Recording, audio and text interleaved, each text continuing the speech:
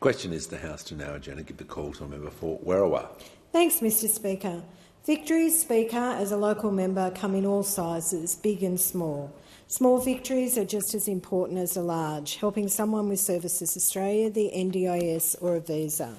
But then there's also the big victories, those that impact entire communities, suburbs and regions. I've spoken many times in the chamber about rapid, unprecedented growth in my electorate. In many parts of the electorate, where fields and market gardens existed just a few years ago, there are now houses and growing communities. Paddocks have been replaced by rows of houses. Despite this growth, the provision of infrastructure, especially upgrading for roads, has been woefully inadequate. The truth is there have been improvements in local public transport, such as 2,000 space car park at Edmondson Park Railway Station. Getting these car park built was a community campaign over years with my colleagues, with the member for Macquarie Fields. Another example of a road not fit for purpose is 15th Avenue at Hoxton Park. This thoroughfare, because you can barely call it a road, has been left in the too hard basket for years by successive Liberal governments at both state and federal levels.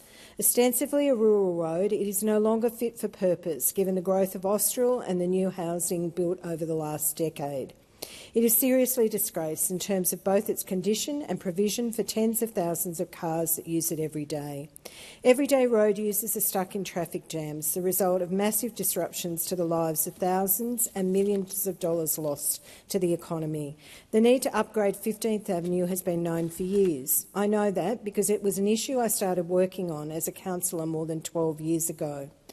Council's expenditure of $100,000 for an external lobbyist just before the recent council election did not get the commitment over the line. What did was meticulous data and, as the New South Wales Premier put it, being a pain.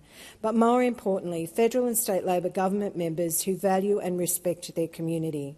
The council petition, active for several months, fell short of its 20,000 signature target by 18,000 signatures.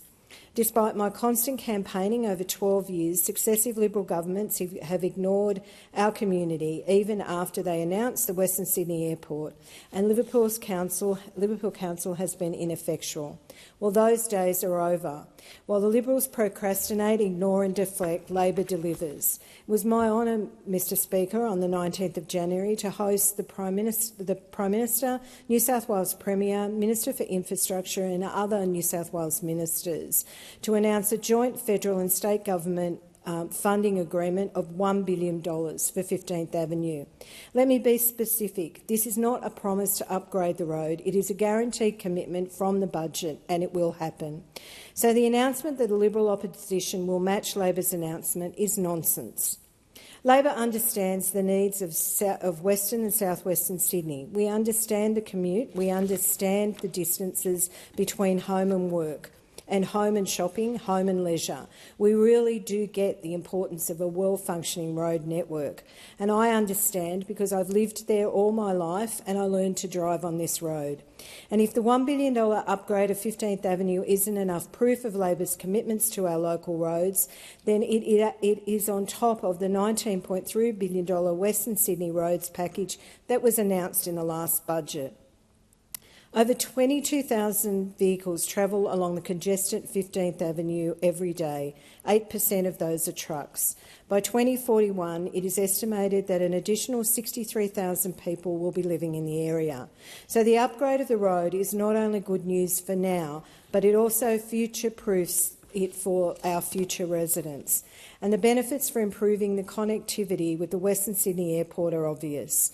I genuinely thank the Prime Minister and the New South Wales Premier and Minister for Infrastructure for their support for my campaign. It is yet further proof that, far from forgetting the South West, it is forefront and foremost in the minds of our government, both at New South Wales and state levels, and more importantly, the funding is in their budgets.